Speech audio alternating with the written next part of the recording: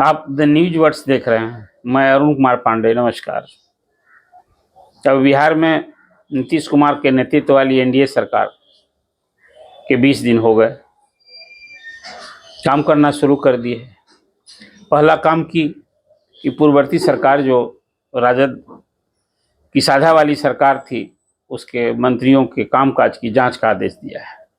निशाने पर 6 विभाग हैं। उप मुख्यमंत्री तेजस्वी प्रसाद यादव के अधीनस्थ 5 विभाग थे। उसमें पर्यटन विभाग को छोड़कर पथ निर्माण कार्य, नगर विकास और स्वास्थ्य विभाग के कामकाज की। उधर रामानंद यादव खान और भूतत्व विभाग के मंत्री थे, उनके विभाग की। और ललित यादव पीएचडी विभाग के मंत्री थे, उनके विभाग की। 6 विभागों के कामकाज की समीक्षा का आदेश हुआ है, जांच का आदेश हुआ है। आपको याद होगा कि विधानसभा में मुख्यमंत्री ने आरोप भी लगाया था और घोषणा की थी कि राजद के मंत्री कमाई में लगे थे। मतलब मुख्यमंत्री रहते नीतीश कुमार को पता था कि राजद के मंत्री क्या कर रहे हैं। विभाग में भ्रष्टाचार हो रहा है, काली कमाई हो रही है, पैसे की लूट हो रही है।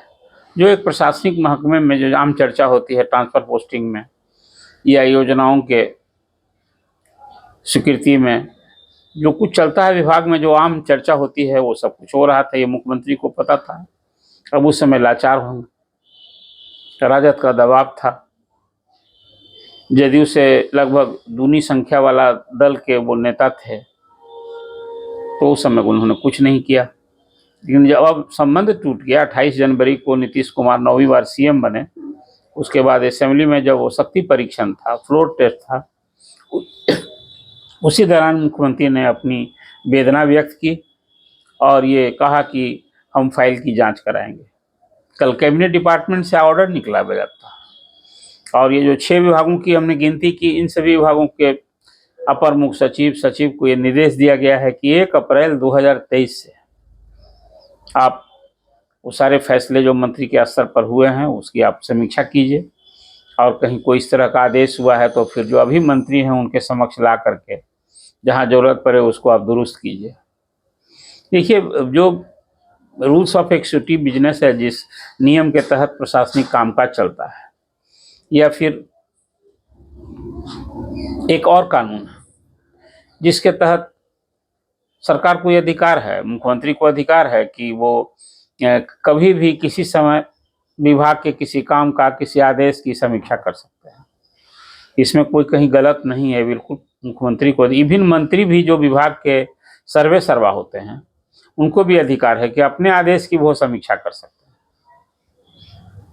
लेकिन अभी जो ये तो पॉलिटिकल डिसीजन है कि जब राजद से नाता तोड़ गया है तो राजद के मंत्रियों, खासकर उप मुख्यमंत्री जो अभी विपक्ष के नेता हैं, वो निशाने पर है।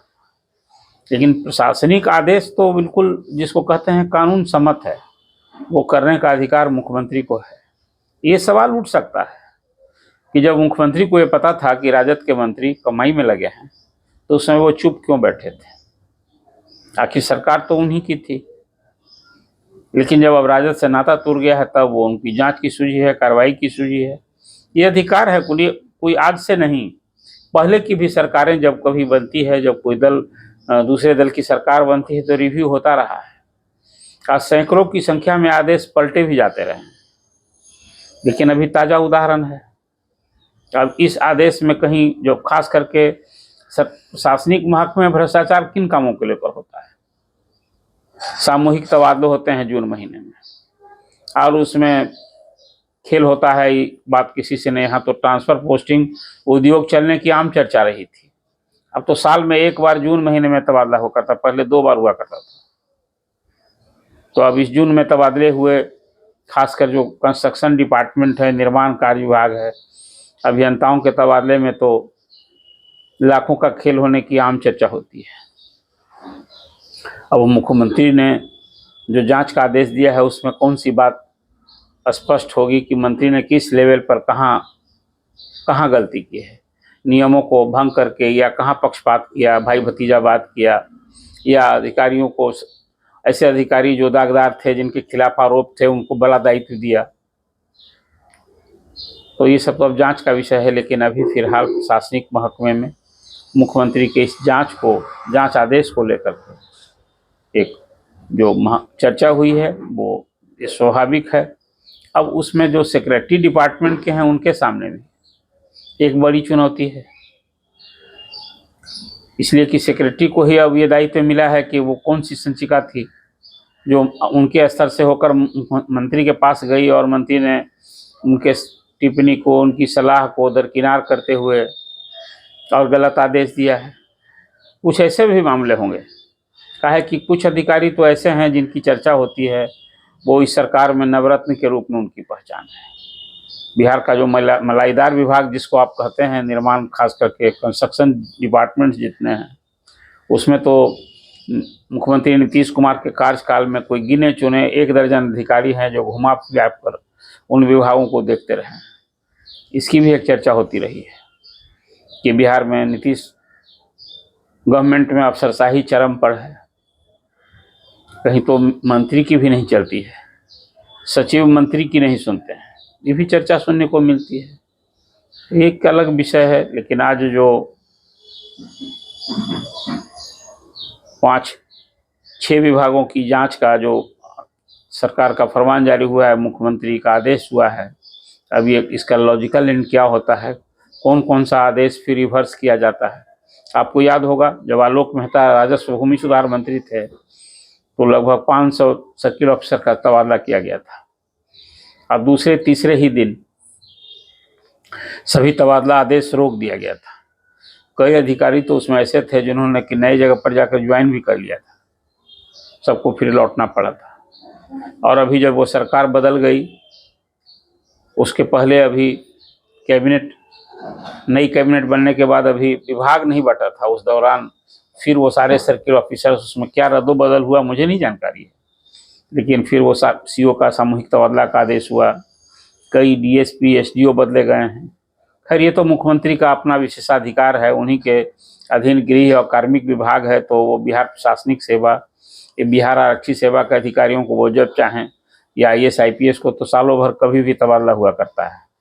लेकिन दूसरे और नीचे के जो अधिकारी हैं, विभाग के अधिकारी हैं, उनके तबादला के नियम बने हैं कि कोई एक जगह 3 साल से अधिक हो जाएगा तो उसको हटाना है, और फिर कोई शिकायत हो या प्रशासनिक दृष्टिकोण से प्रशासनिक हित में तबादले होते हैं। तो आज जो मुख्यमंत्री का आदेश हुआ है, तेजस्वी के अधीनस्थ 4 विभागों का, ललित यादव का और रामानंद यादव के विभाग जो थे उनकी जांच की जो बात हुई है, उनके काम की समीक्षा की बात हुई है, और उन फैसलों को फिर कहीं ना कहीं संचिका को खंगाल करके और जो अभी वर्तमान मंत्री हैं उनके समक्ष लाने का फरमान जारी हुआ है। अभी लगे हाथ डिप्टी चीफ मिनिस्टर हैं विजय कुमार सिन्हा, उन्होंने तो श्रम नियोजन विभाग की संचिकाओं बैठक की और उसमें उन्होंने आदेश दे दिया है कि पिछले दिनों जो टेंडर हुए हैं IIT के लिए, बहुत सारे उपकरण खरीदे गए हैं, उसमें भारी गोलमाल हुआ है, मतलब 1 रुपये का चीज़ 2 रुपये में खरीदा गया है, ऐसा उन्होंने कहा भी है।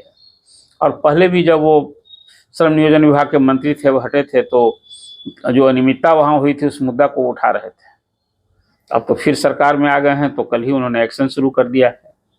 लगता है कि जहाँ अनियमितता हुई है, दागी अधिकारी हैं, न सिर्फ हटाए जाएंगे बल्कि वहाँ इस तरह का यदि सरकारी खजाने को चूना लगाने का काम हुआ है तो FIR भी होना चाहिए, आपराधिक मुकदमा दर्ज होना चाहिए। इसलिए कि जो अनलॉफुल काम करते हैं पद पर रहकर या पद का दुरुपयोग करते हैं, तो जनता का भरोसा तभी होगा जब ऐसे दागी अधिकारियों के खिलाफ, मंत्रियों के खिलाफ आपराधिक मुकदमा दर्ज हो और कानूनी कार्रवाई होनी चाहिए, तभी लोगों का भरोसा। नहीं तो ये जो आज का आदेश हुआ है, कहीं ये सिर्फ राजनीतिक निर्णय भर न रह जाए।